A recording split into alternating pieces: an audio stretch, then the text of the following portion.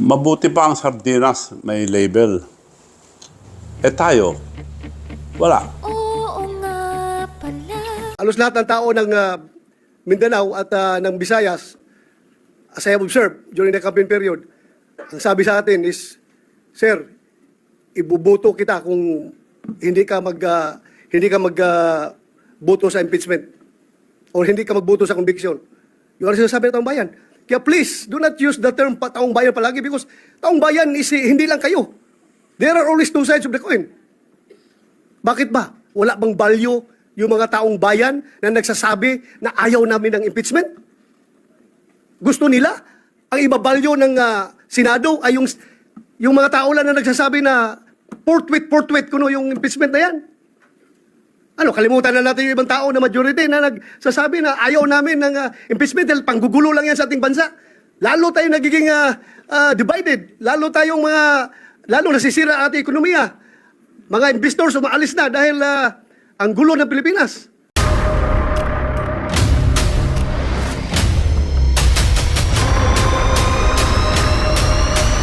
Bago tayo mag-umpisa, baka pwede nyong i-like ang video na to. Malaking bagay ang like sa aming mga content creators. Maraming salamat po.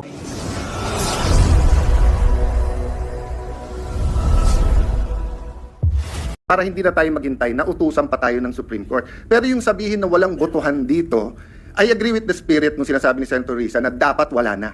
But the practical reality is that you have one senator who asked for a vote. We have to vote and the majority will follow. But yun nga, Mr. President, reiterate ko lang yung tanong ko. So dito po sa one-year rule, sino po magde-decide niyan? Is it the Senate sitting as legislator, so rules muna ng Senate? Or is it the impeachment court? Because if it is the Senate, we cannot yet convene as an impeachment court because we haven't tackled that issue. But if it is the impeachment court, then we can go, and that's the first issue that we will have to tackle, whether it is a valid complaint. No? At tinatanong ko lawyers ko, hati din po eh. Sabi nung kalahati, hindi, dapat yung Senate kasi it's treated like any other legislative matter. Titignan muna natin kung tama yung pagka-transmit sa atin. Eh malay mo, transmit sa atin, nahack pala. Hindi pala galing sa House of Representatives. That might sound like a silly example, but it is. It is possible. That's why we have to look at it. Thank you, Mr. President. Before the chair responds, chair would like to afford the opportunity to the other members who would want to add to the discussion and the knowledge being imparted regarding the subject matter at hand. Mr. President, Senator De La Rosa is seeking the Senator De La Rosa was earlier raising his hand but gave way to Senators Villanueva and Cayetano. What is the pleasure of the Honorable De La Rosa, sir?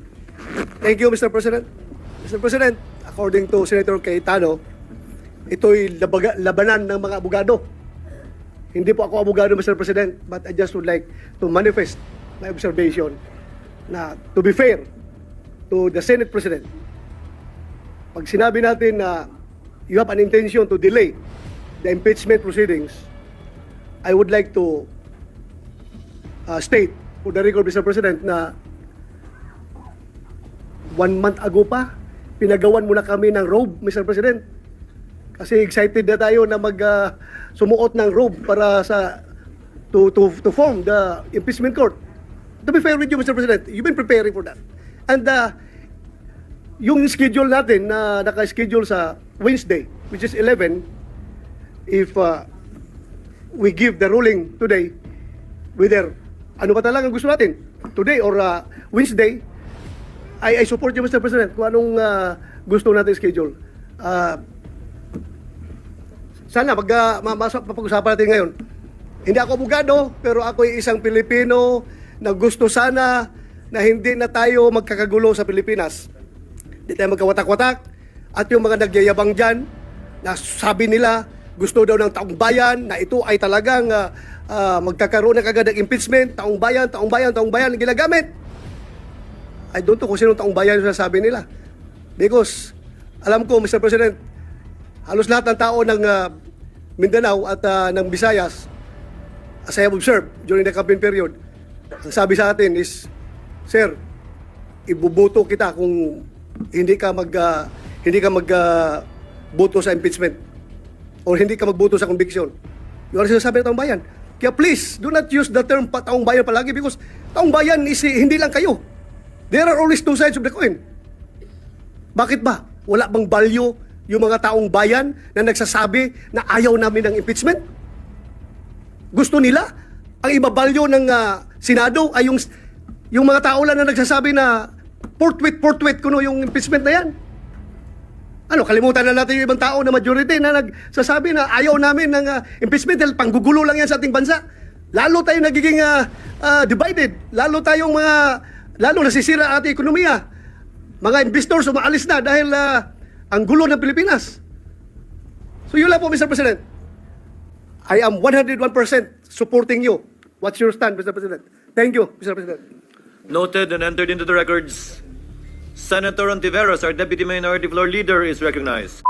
Senator Alan Peter Cayetano matapang na humarap sa Senado at binasag na ang katahimikan. Naglabas ng matinding pahayag sa harap ng Senate President na si Chis Escudero at tila sinampol ng katotohanan ang di umano'y binansagang PhilHealth Queen na si Risa Hontiveros sa isinagawang 19th Congress ng Senado. Gaano kaya ito katotoo, mga kababayan? Ating alamin. Pero bago ang lahat, kung bago ka pa lamang sa aming channel, please huwag kalimutang mag-like, subscribe at i-click ang notification bell para mas maging updated ka palalo sa lahat pa ng bagong video na i-upload namin. At eto na nga, mga kababayan, narito ang matinding pahayag ng isang magaling na senador na si Alan Peter Cayetano na tila siyang sumampal ng katotohanan sa lahat ng mambabatas na tila minamadali ang impeachment trial ng Vice President na si Sara Duterte Carpio na siyang nagkasagutan naman sa di umano'y binansagang PhilHealth Queen na si Risa Hontiveros na siyang di umano'y isa sa mga atat na ma-impeach si VP Sara Duterte sa kanyang pwesto sa pagka-vice presidente ng Pilipinas at sa nangyaring pagdinig ng Senado na kung saan nabigyan ng pagkakataon si Senator Alan Peter Cayetano na magbigay ng kanyang saloobin patungkol sa impeachment trial ni Vice President Sara Duterte. Narito't sabay-sabay nating panuorin ang full video.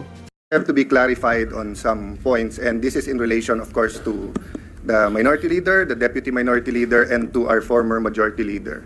So, if I may proceed and just lay out the basis for my inquiry. The gentleman may proceed. Well, first, let me start out by saying I pray for wisdom for all of us, and I ask everyone to continue to pray for wisdom for us. I also like to state before I say my inquiry, it's unfair to just blame the Senate President. 23 naman tayong senador Conscious naman tayo lahat nung February 5. Nandito naman tayo, pwede naman tayo mag-object ng nung nag-adjourn, nung final yan. So, as the minority leader said, nandyan na yan, wag na natin tignan yung nakalipas. Forward na tayo, no? Second, I just want to comment dun sa mga law schools. I appreciate it, and I'm happy they're very active, and I'm happy that they have statements. But may I advise them also to be consistent. Kasi si Congressman Cardema nag-file ng impeachment laban sa Pangulo. Hindi tinanggap sa House Wala naman ako narinig na mga sinasabi na dapat ang konstitusyon masunod at dapat tinanggap ng House yan. So of course, hindi naman trabaho ng mga law schools na in each and every impeachment case magsalita. Pero in a highly charged environment. Can you imagine, Mr. President, during the campaign, sa mismong media interviews ng top news channels natin, tatanungin yung kandidato, pag kayo nanalo, are you for or against the impeachment case? Klaro naman ang sagot dun Ang sagot dun, hindi kami pwede mag-comment kasi magiging judge kami. Pero hindi. Sinagot pa rin ng mga kandidato at tinanong pa rin ng media. Pero kung konstitusyon ang masusunod, ang sagot dun iisa lang, mag-o-oath kami, dapat neutral kami. Kaya lang eleksyon Kasi masama naman talaga timing ng pagka-file nito Magpa-file ka during the campaign. That's the reality there. Kaya nga sa US, pagka-jury system, pwede mo i-sequester yung jury Papayag ba tayo nung February na i-sequester tayong 23? Na ikukulong tayo at hindi tayo makikinig sa kahit anong media at i-determine natin ito? Maybe may papayag sa atin, meron hindi. But wag na tayo magsisihan. So I'll go to my question. So maybe that's why Shakespeare said, if you want justice, first kill all the lawyers. Diba? Kasi nga labanan ng mga abogado to, pero hindi ibig sabihin na wala silang mga personal na bias nila. Mahirap magsalita dito na insulto sa lahat ng Pilipino to, eto ang gusto ng taong bayan. Ang daming lugar sa buong Pilipinas yung Duterte nanalo ang kampanya nila, wag ituloy yung impeachment So, sasabihin ko ba na yun ang will ng tao? Pero kung titingnan ko naman lahat ng comments ngayon sa Facebook, sa SOCMED, gusto naman ituloy. Pati si Vice President Sara, sabi niya, I want to be held accountable. So siya yung ba sabihin ko, yan ang gusto ng taong bayan. Napakahirap po nung sitwasyon natin. That's why we need wisdom. But first question ko po, prejudicial question. Ano bang rules ang unang masusunod? Rules ng Senate o rules ng impeachment? Bakit to importante at bakit to prejudicial question? Tinitignan ko po kaninang umaga yung comment, allegedly, hindi ko sure, wala naman nakalagay doon na siguradong totoo yun, but meron pong comment ang defense team ni Vice President Sara Duterte. Correct me if I'm wrong, Senator Bato, Senator Bongo, my good friend, my brother, Senator Robin, kasi hindi ko alam kung official yon. To paraphrase, ang sabi nila, hindi magandang mag-comment sila, but they'd like to reiterate na tingin nila labag sa konstitusyon yung impeachment complaint na to dahil ito'y pang-apat at lumalabag to sa isang complaint sa isang taon. Okay. Kung yun ang stand nila, sino po ang hihimay sa issue na yan? Ang plenary ba under the Senate rules? Or yung impeachment court under the impeachment rules? Bakit ko po ito sinasabi? Kung may pinadalang bill ngayon yung House of Representatives, halimbawa dyan sa 200 pesos, at second reading pa lang halimbawa siya, pag ni-report natin sa Committee on Rules natin yan, magbabaycam na ba kagad tayo o sasabihin natin, sandali lang, second reading pa lang sila, kailangan mo ng third reading pa lang. Ang sinasabi sa akin ni Senator Villanueva ngayon, pinadala lahat ng records except for the bill that they passed. So we cannot act on the 200 peso minimum wage, additional sa minimum wage. But that's my point, Mr. President. Sino po magde-decide? Tayo po ba as senators o tayo as senator judges? Kung nilabag ang konstitusyon doon. And doon naman ako sumasang-ayon sa mga law schools. Let's proceed. Let's look at it. But yun nga ang question. Yung complaint ba is firm, legal, according to Constitution, or may constitutional infirmity ito? My last question is just a question of logic. Nag-move yung ating minority leader na to convene na as a impeachment court. Yung ating deputy, sabi niya, hindi na kailangan magbotohan. Eh, pag nag-move ka, may botohan. So, sino masusunod sa dalawa? Why do I say this? I'm saying it not because it's funny that one will move and then kailangang magbotohan and the other one will move na magbotohan. Eh, kung matalo botohan, eh, sabi niya, hindi kailangan ng botohan eh. I say this for a simple practical reality. When you say the Senate, it is composed of 24 or in this case, 23 senators. So pag sinabi mong gumalaw ang Senado, ibig sabihin po, either walang nag-object or may botohan at yung majority masusunod. I cannot say right now, like Senator Villanueva, that I'm 100% in agreement with Senator Coco and Senator Risa.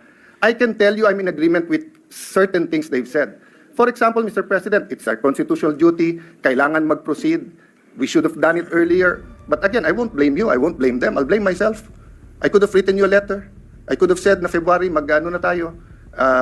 But let me just explain that one point. Why didn't I write you a letter, Mr. President? Kasi pag Pangulo yung ini-impeach, every single day na nandyan, kung totoo ang allegation sa Presidente, we all suffer.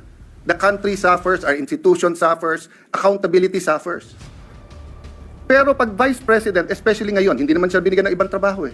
Wala naman siya sa kabinete. Yes, I want accountability. Pero between today and Wednesday, I'd rather pass yung Konektadong Pinoy at saka yung e-government at lahat ng ibang bills na nakapending dyan. So Mr. President, may I end by reiterating the question. Do we follow first the rules of the Senate or do we go into the impeachment court? Sino magde-decide nung allegations ng defense na na-violate ang Constitution sa one impeachment per year? The second is just to continue my observation, Mr. President. I agree with many here. Wala tayong choice, forthwith. But I disagree na sa Tagalog, agad-agad ang forthwith. Ang forthwith, yung ibig sabihin nun sa Tagalog is yan na yung susunod, yan na yung gagawin mo. Oo, immediate yung agad-agad.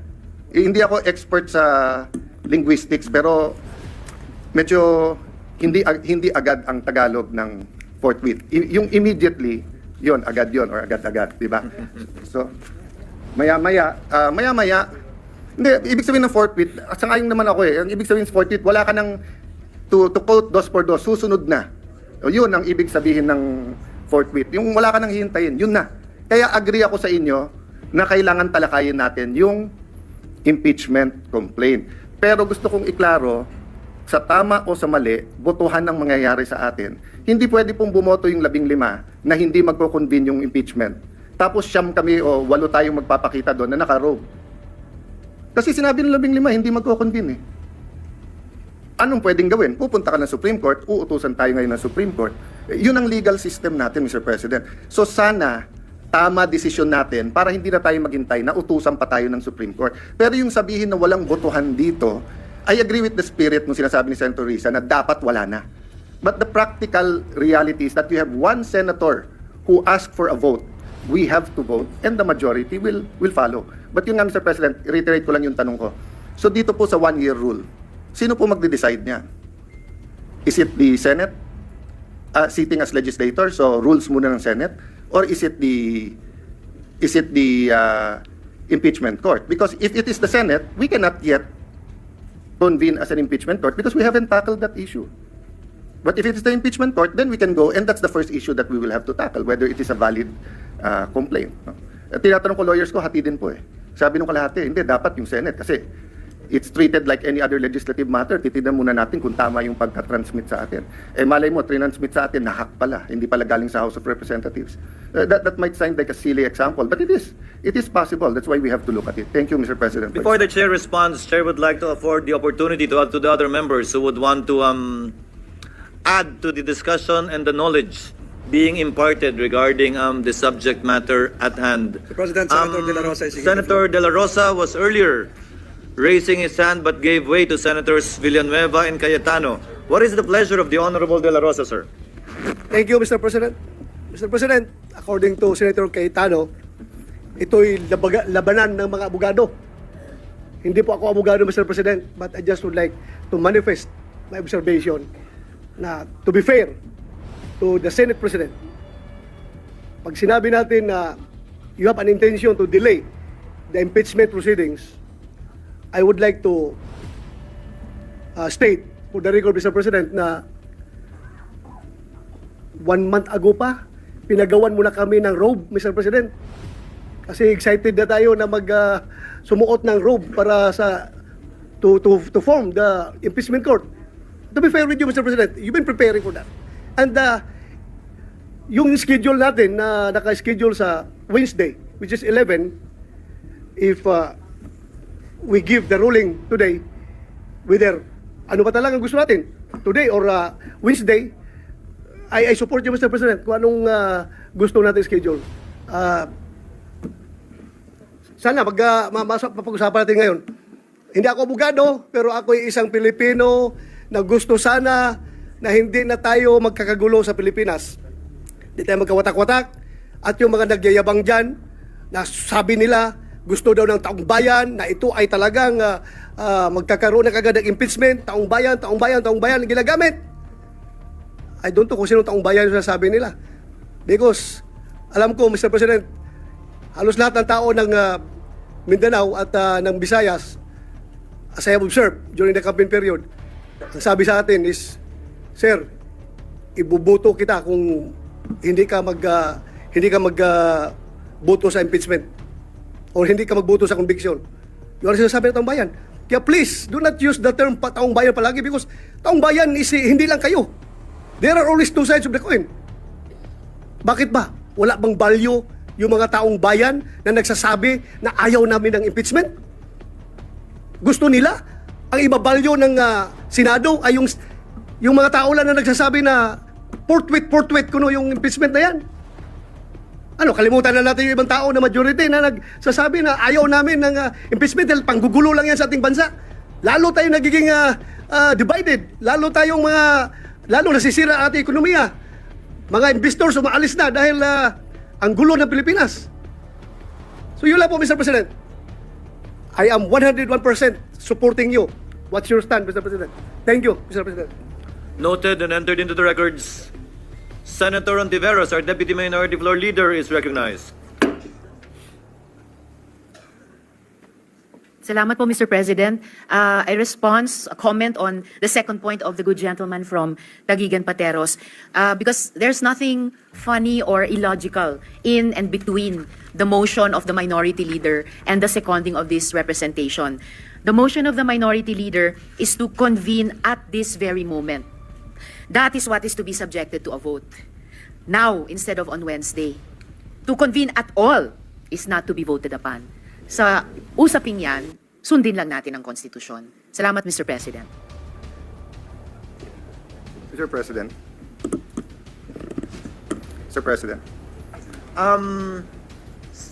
With the indulgence of Senator Pimentel, Chair recognizes Senator Cayetano, thereafter Senator Pimentel, thereafter Senator Padilla. Senator Cayetano, you may proceed. Mr. President, I don't want to further the division or the debate. And I wasn't making fun of it.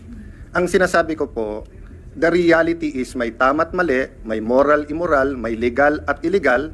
Hopefully, dun tayo parati sa tama. Hopefully, ang legal, yun din ang moral. Ang problema in a collegial body, Senate, House, Commission on Appointments, we move as one based sa pagboboto.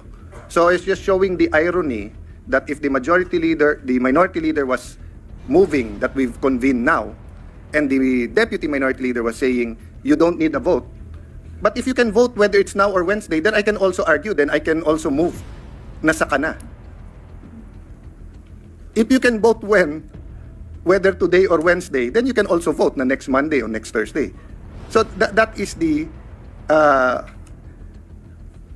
the paradox we are in today. So whatever decision we make, sana may wisdom. Sana matupad ang konstitusyon, dapat matupad ang konstitusyon, dapat ang kalooban ng ating mga kababayan. But the reality is po, we will be acting as a body and the vote will matter. So yun lang po, and I don't have a debate. I respect what the majority and deputy minority leader has stated. You know, as I said, some of what they say I agree with, but we have to find it in our hearts that even if we disagree, we support the chamber. Senator Pimentel, thereafter Senator Padilla. Senator Pimentel, you may proceed. Just to respond to some of the points raised by Senator Joel Villanueva. Yan, mahirap kung nasisingitan, Mr. President. Nalilimutan natin yung topic. Mr. President, siguro i-inform ko lang yung body, no, na yung referral of an impeachment of the articles of impeachment to the Committee on Rules is not found in the rules of the Senate as a legislative body, and it's not found in the rules of the Senate as the impeachment court. So you cite past practice, okay?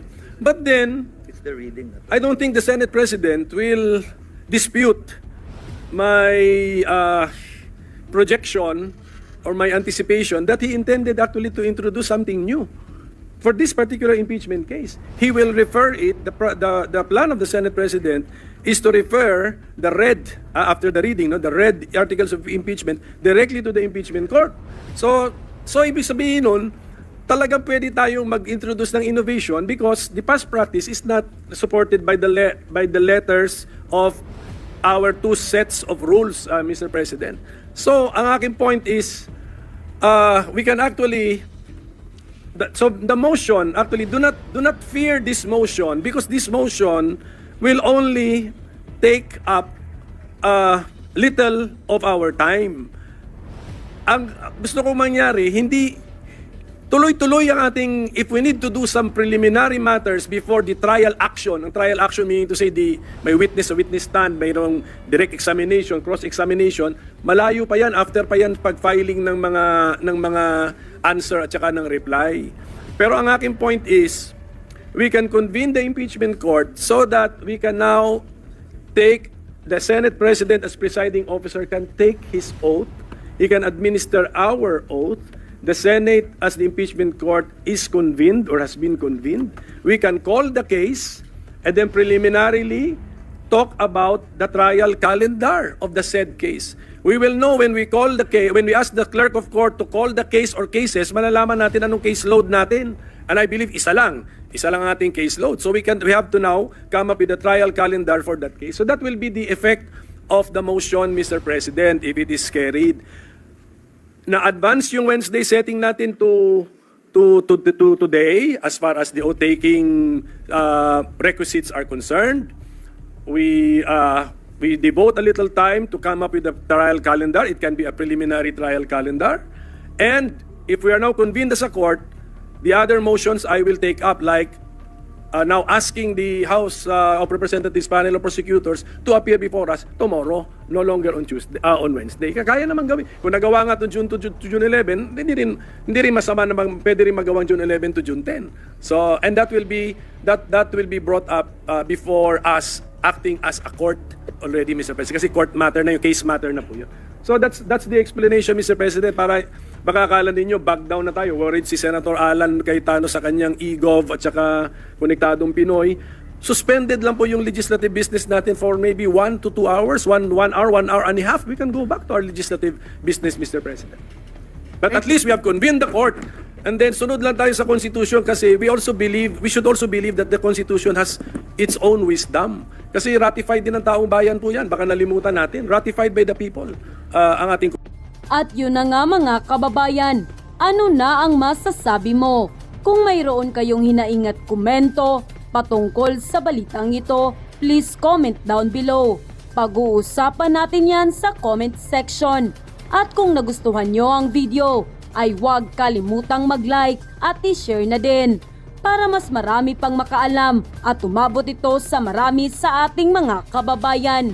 Maraming salamat po.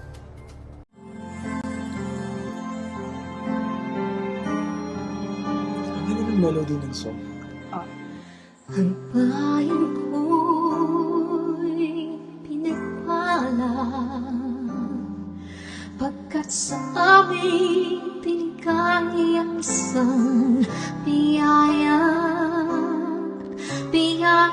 na mag-aahon sa hirap at dilim ng kahapon at sa bawat Pilipino'y magtatanggol sa bayan ko dati laganap pang-api at tusa sa aming mga mahihirap ngunit ikaw ay dumating sagot sa aming mga dalangin muli kaming babangon mabuhay ka Tatay Digong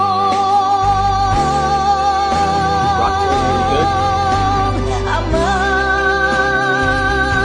maraming salamat aming mga mata'y minuhulat gawain ng masasamay iyong isiniwalat ikaw lang ang pag-asa naming lahat.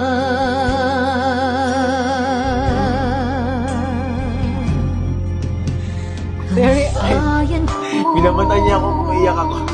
Pilipinas muling makikilala at itataas katahimika'y maghahari sa ating puso'y mamamayani mga ngiti sa labi di mapapawi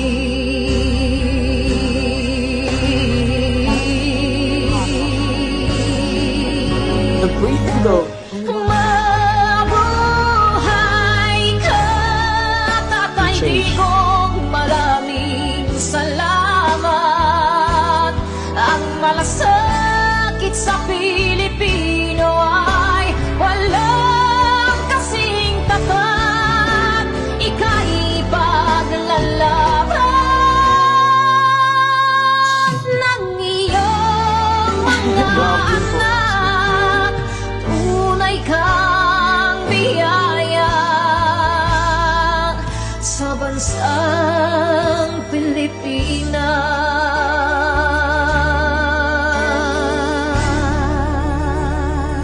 Haba. Gosh. Irene. Mabuti pa ang sardinas may label. Tayo, wala. Oo nga pala. Nay, ito na yung bayad ko sa isa, ano? O, kunin mo yung isa. Isa muna, iyan, no? Tapos, isa pa, di ba? 4 dapat na sardinas, eh. O, yan. 3 na. pang-apat na sardinas. Okay na.